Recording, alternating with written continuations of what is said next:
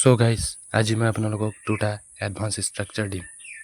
Guys, আমি অসমীয়া তেনেকুৱা কিছুমান বাক্য কওঁ যে তাৰ লগত কথা পতাৰ বাহিৰে মোৰ কোনো ৰাস্তা নাছিলে, তাত যোৱাৰ বাদে মোৰ কোনো ৰাস্তা নাছিলে, বা আমি এনেকৈও কওঁ যে তাৰ লগত কথা পতাৰ বাহিৰে মোৰ কোনো উপায় নাছিলে। চ' গাইজ, আহক ইয়াৰ ষ্ট্ৰাকচাৰটো জানি লওঁ। চ' ইয়াৰ ষ্ট্ৰাকচাৰটো হৈছে subject plus have no option but to plus object. So' আহক এতিয়া কিছুমান এক্সাম্পল চাই লওঁ। তাত যোৱাৰ বাদে মোৰ কোনো উপায় নাছিল, I have no option but to go' there. তেওঁৰ লগত কথা পতাৰ বাদে মোৰ কোনো উপায় নাছিল, I have no option but to talk with him. Guys, আপোনালোকে এটা কথা ইয়াত মন কৰিব যে আমি যদি বাক্যটো পাষ্ট টেন্সত কওঁ তেনেহ'লেও আমি হেভটো ব্যৱহাৰ কৰিলেই হৈ যাব।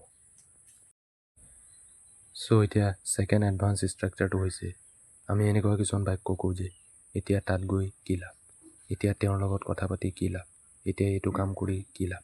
চ' এই বাক্যবোৰ আমি কেনেকৈ ইংৰাজীত ক'ম।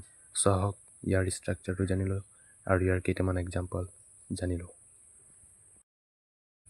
চ' গাইজ, ইয়াৰ ষ্ট্ৰাকচাৰটো হৈছে what is the use of plus ভাৰ্বৰ ING ফৰ্ম আপোনালোকে ব্যৱহাৰ কৰিব আৰু তাৰপিছত অন্য বাক্যখিনি ব্যৱহাৰ কৰি দিব প্লাছ নাও।